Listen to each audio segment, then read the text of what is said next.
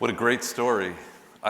And I don't know any CEO who wouldn't want that uptick, that 275% uptick in revenues.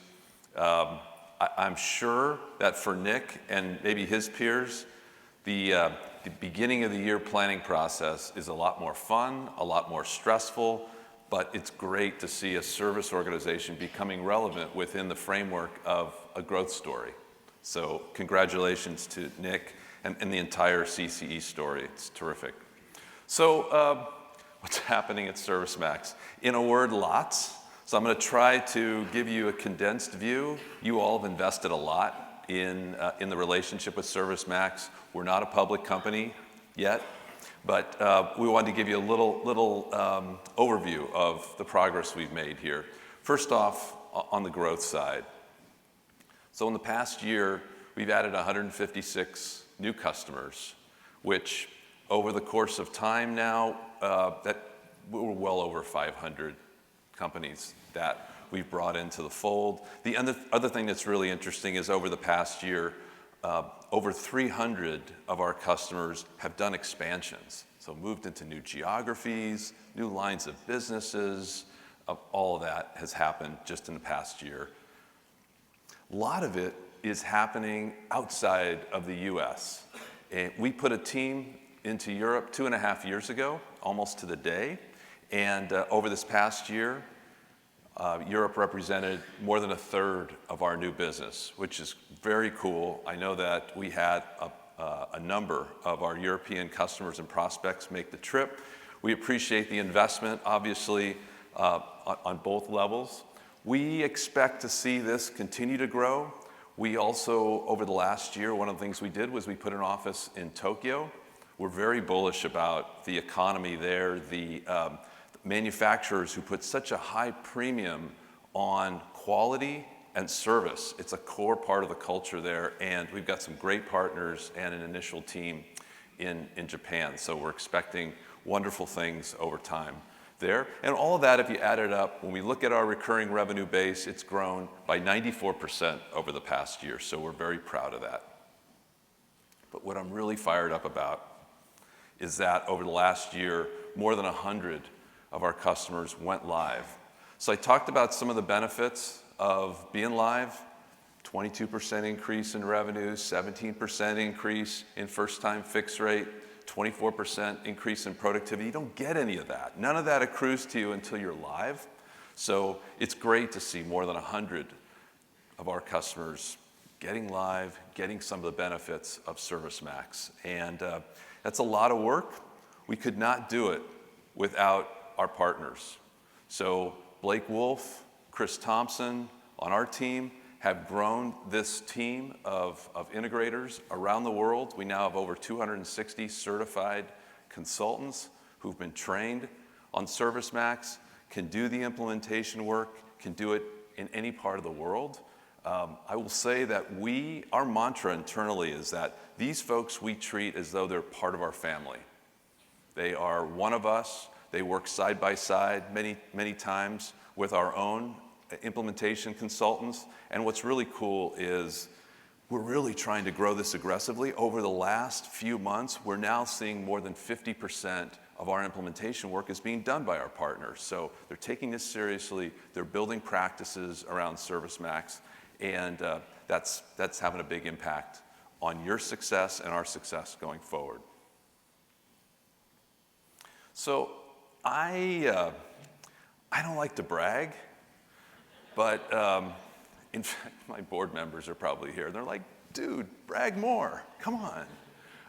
But we're really proud of this.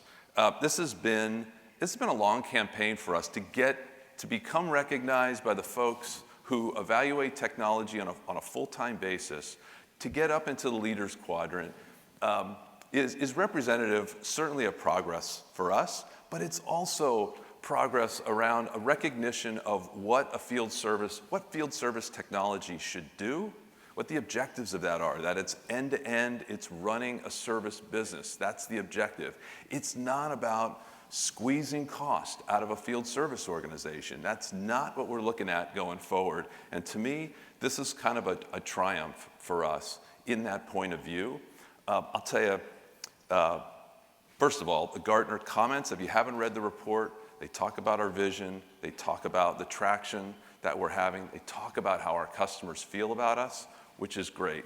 And I love the fact that our neighbors in the upper right-hand quadrant, both of those companies have been sold in the last year. And that tells a story in and of itself. And it's obviously that's why you all are here and not with them today. Okay, how many of you are participating in the ServiceMax community? It's hard for me to see, but not all of you. This is terrific. We have over 1,200 members. There's lots of content. There's lots of interaction, a lot of best practices being shared, a lot of training videos. We opened it up just last month. We opened this up to the public. So one of the things that we've always tried to do is create a global community for the field service world. And we're doing that with our community. Lots of content, lots of great stuff. If you haven't enrolled or participated, I'd highly recommend it. For Field Service Digital, fieldservice.com is the URL. So back in the day when we started this, we had this idea for a product, and we said, we got this great product, this great idea, let's go influence people. Where do they hang out? And we couldn't find anywhere. Literally, there was no online community of field service professionals. So we decided, we created this little site called the Smart Van. Some of you may have read the Smart Van. And with this idea of, let's create a place where people can interact, well, we've upgraded that, hired a team of independent journalists separate from ServiceMax just to produce content about the field service world on a daily basis. You'll see content. Over 1,000 articles out there now, and every day, more stuff coming out.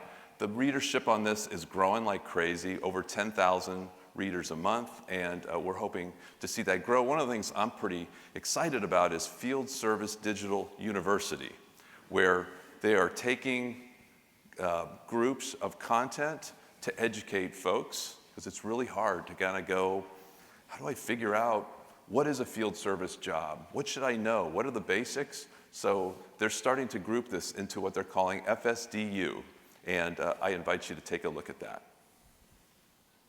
The marketplace. So one of the big advantages that we've been told about our product, our platform, is the ability for all of you to have one platform to see what's going on in service, in sales, in marketing. It's a great platform. It's extendable. So we took a lot of input on other solutions, mapping, forms, integration technologies. And we created a marketplace where our partners could come in and be available to extend your ServiceMax solutions. And we were stunned by the reaction. We got 35 partners, 17 of which have created pre-integrated solutions to ServiceMax. So if you haven't gone and checked out these incredibly innovative products across the board, please visit our partners at the expo here, because there's a lot of really cool stuff on the marketplace. Okay, so we're going to spend some time, just in a minute, going through some cool new product stuff, a whole bunch of stuff, but I want to set the stage before we do that and kind of talk about how we're seeing the world and the frame that we've created to drive our product development. So we have, over the last 8 years, been the guys jumping up and down, waving our arms, saying, hey, rethink field service, right? Let's inject some enthusiasm into this neglected space. Let's bring cloud and mobile and all the great new mobile devices that everybody wants to use into this profession, right? Let's drive adoption. Let's build a new, well-recognized ROI model so people look at field service as more than just cost takeout when you're thinking about technology. So we've been pounding the table on this for the last 8 years. We feel like with the latest in Gartner, some of the adoption that we've seen, we've become the leader in this segment, and now we're starting to look at things a bit more broadly. So again, this evolution of the business model where service is the product. Service and the product is the product.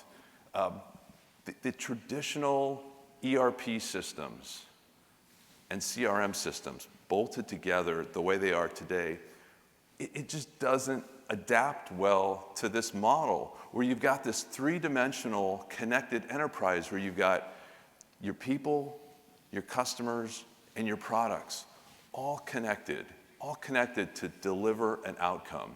So as we're looking at our system and we're looking at the broader opportunity and we're hearing what you're saying in terms of what you're trying to deliver to your customers over time, that's the frame that we're looking through to kind of drive new product development. So let me walk you through this is a very simple picture of how we are orienting our product process. So everything in this new service economy, as we see it, revolves around these four items, right? It starts with your people, right? It's who they are, what their skills are, where they're located, what are their schedules, what are their objectives, all the cultural things that drive your folks. There's your products, right? What is that install base that you've sold to your customers, right? Are all the parts that are needed to support all of that, depot repair, et cetera, all the things around the products, a robust system of record of the install base of your customers. All the process, all the work that you do, all those work orders, as you all know, this is a process-intensive business. And how do you model those things? Using things like SFM that we've been delivering for several years. And then finally, this concept of promises. So the 4 Ps, we round that out with promises. What is promises? That is where you model your outcomes. Today, that could be a very simple warranty or service contract with a set of SLAs, but over time, what you commit to your customers to do for them is going to become very complex. It's going to be long-term, there's going to be a defined set of objectives, there's going to be shared accountability, and we need this module of promise capability to be able to deliver on that. So that's at the core of what we're delivering. Obviously, all of this will continue to be delivered on all the popular operating systems, delivered in mobile format to all the technicians that you have out there, and all of the products will need to be connected, right? We're just moving in that direction. 50 billion connected devices is going to happen by the year 2020. According to some of the data that we're all seeing these days. So with that frame in mind, I'd like to invite Randy Reynolds, our Vice President of Product Marketing, to show us some of the new stuff that we're going to be delivering. Great, thank you. Great, thanks, Dave. And good morning, everyone. So yeah, I get the distinct pleasure to show you some of the new things that are coming in products, and kind of using this framework of the people, processes, products, and promise. I want to start getting into the first demonstration that I'm going to do. So this is around the people that you manage in your organizations, and one of the key parts of our product that really has a big impact on how you utilize the resources within your organization is through our dispatch console. So let me go over to dispatch console now and show you an example of some of the new features that these features came out in the spring release that just came out last month. What I'm showing you, though, is a version of those features in kind of a newly skinned look and feel that we're hoping to bring into the product later this year. So it kind of gives you a flavor for current capability, but in a different look and feel. So to set this scenario up, let's say that I've got a particular work order that I'm interested in making sure that I have absolutely the right skill set for the technicians that are going to go out and work on this particular work order. So in this case, I'm gonna select this particular work order for Talus Specialty Metals. And one of the new features that we've added is this advanced search capability. So what I can do here is when I open this up, what you're going to see is a set of criteria that I can assign for the technicians that are going to be working on this particular work order. And I've got 4 tabs available to me. I can look at the skills that are necessary, so I can map in skill information and identify what level, whether it's a required skill. I've got preferred technicians, so maybe this is a situation where the customer has a particular technician that they like to have on that particular job. Product expertise, so have they installed this product before? Do they know a lot about the history of the product? And is there some eligibility requirement there? So maybe there's a travel visa that's required, or some level of certification that's required in order to work on this particular job. So in this case, I've selected a couple of skills. I can apply that criteria to this particular work order, and you can see now I've got a smaller list of technicians. So I now see who my technicians are that have that set of skills, and I can kind of see what their schedule is. So that gives me as a dispatcher a better way of making sure that I have the right people on the right job at the right time. So that's the advanced search capability, and with each of those searches that you create, you can save them and reuse them. So if you have other similar types of work orders, you can reuse that search criteria. So let me reset my search filters and talk about the second new feature that's part of the dispatch console. And this one is for situations where a lot of organizations that have very large, complex projects, or they've got very extensive cases that they're working on, or accounts that have many work orders associated with them. You might want to be able to, rather than seeing the full variety of work orders that are on your schedule, is if I go ahead and type in the name of a particular account here. So now I want to just look at, you can see that I'm only seeing the Thales Specialty Metals work orders at this point. So now what I want to find out is, okay, so here's all of my technicians and their schedule.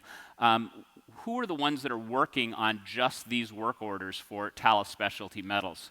So when I click on that, I can now see the list of the technicians and where they are working on just those particular work orders. And so this helps me optimize the work that they're doing. But obviously, these guys are probably, there's a lot of gaps in the schedule there. So what that probably means is they're also working on other customers' work orders. And so if I want to see that so that I can further optimize this, I can click on this additional filter, and now I can see not only the Thales work orders, but I can also see the work orders that the technicians are also working on for other projects.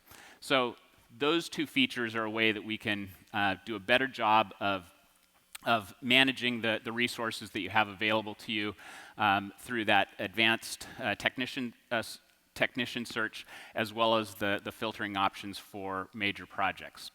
Okay, so the next thing that I want to show you, so that's kind of the people aspect of this.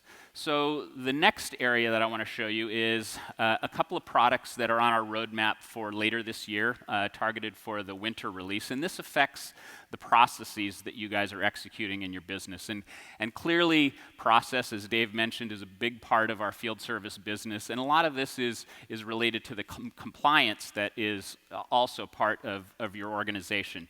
So I'm going to show you a couple of demos on the iPad now. So let's switch over to the iPad.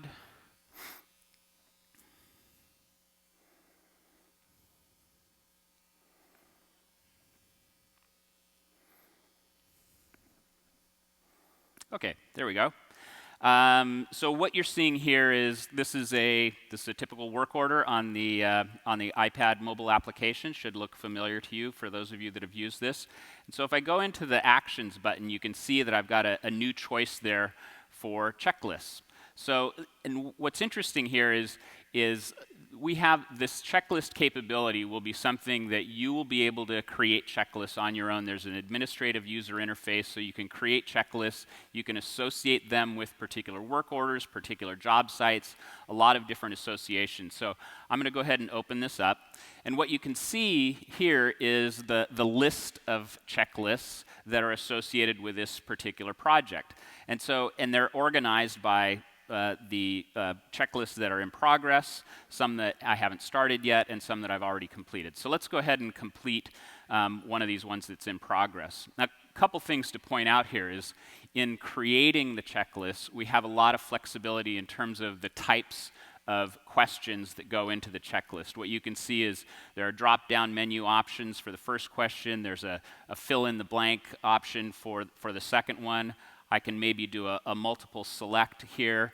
And then what's very cool about this is there are a lot of situations where you're filling out a checklist and you might want to do some type of branching logic where based on the answer to one question, you're going to branch them down a different path and ask a different set of questions. So that's the example here where it says, has the customer obtained all local permits? So I'm going to say no.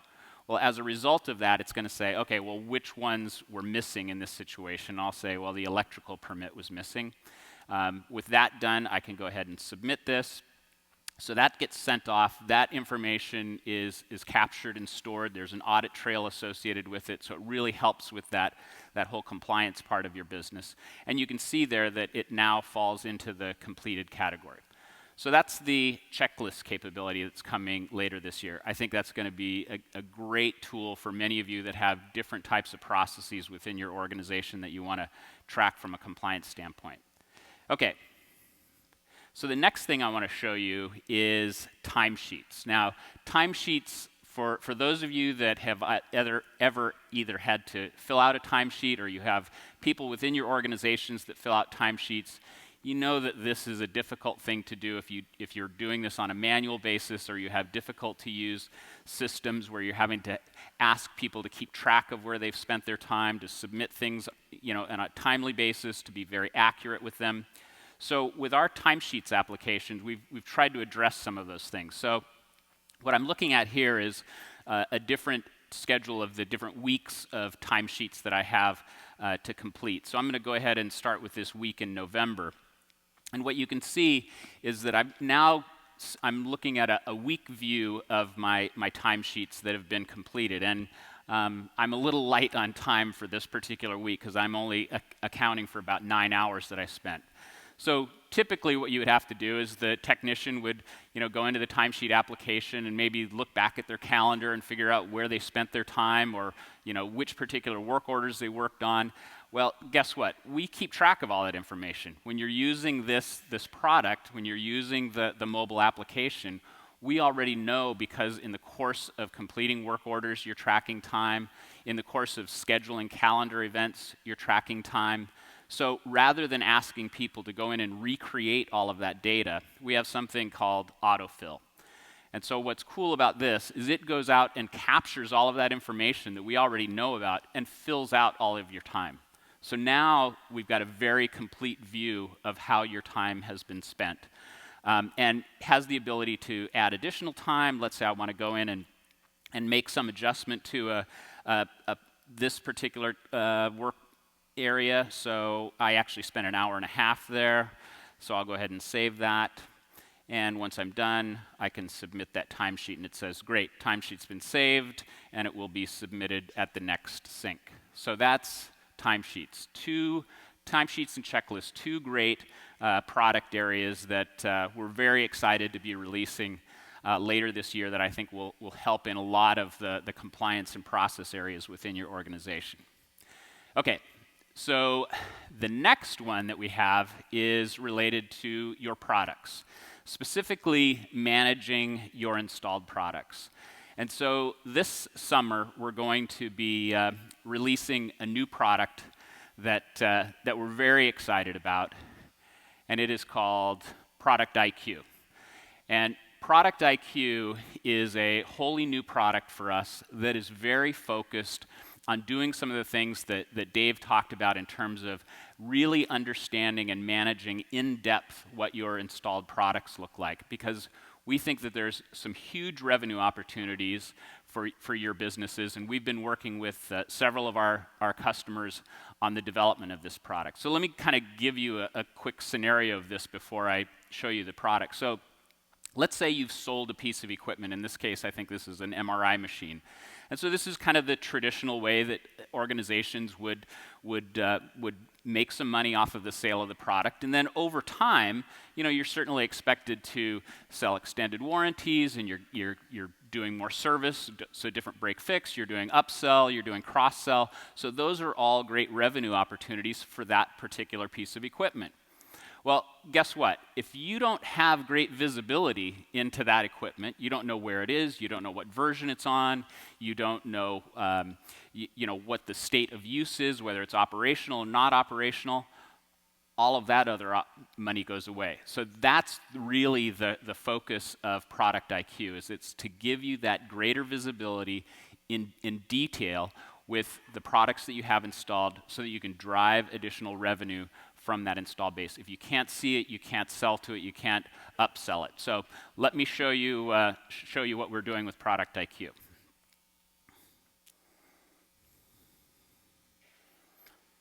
Okay. So what you're seeing is I'm kind of drilled into this already, and if you look at the left-hand side of the screen, you see a lot of detail around different aspects of the product that I'm looking at. So I'm looking at a particular component of a product that is at the customer JC hospitals and clinics. It's at the location in Minneapolis. It's under this Examiner Premier 300 product, and the component that I'm looking at specifically is the battery that's powering this. So I want to first point out just the level of granularity that we're providing in terms of the hierarchy of not only the customer, the location, the component information that's available, so that all of that detail can be provided to the technician so they know specifically what they're looking at. And then within the product view itself, I can see a variety of different attributes. And obviously, you know, different companies and different products are going to have different attributes that you want to look at. So this kind of gives you an example of some of the things. Maybe while I'm there, I say, you know what, this product is no longer operational. It's actually temporarily out of service. So I can change the status of that so that I have that information going back and being able to track that. Some of the other things that I'm able to do is, right from here, I have a variety of actions that I can take. I can create a work order if there's some type of repair that's required. I can decommission it. I can remove it from service, a variety of things like that. I can look at, you know, related products. I think this is really important because this is where the upsell opportunity comes in, is I can say, okay, what are typically sold with this particular battery unit? You can see that 55% of other customers have a charging station, and in this case, it's installed with this site. A charger pack doesn't really apply here, and the battery extension is something that is another upsell opportunity, and in this case, we're flagging that as notified, which means we've already sent a request for this so that they can actually get the battery extension applied to this account. And then the last thing, which is really cool, is this is where we're getting information about through the device itself so that we can do some real diagnostics and monitoring on how this product is performing. So in this case, we're looking at a particular metric of cutoff voltage, and I can actually drill into some of these things, and I can see, you know, when it was high, what the exact reading was. We're above our thresholds, so in this case, that's a good thing. But that helps me get some of that real-time information about how this particular piece of equipment is performing. So that's what's coming with Product IQ. We're super excited about that. And the first version of this will be released in the summer release, and then we'll be coming out with the mobile version of this, as I showed you, later this winter. So very excited about Product IQ.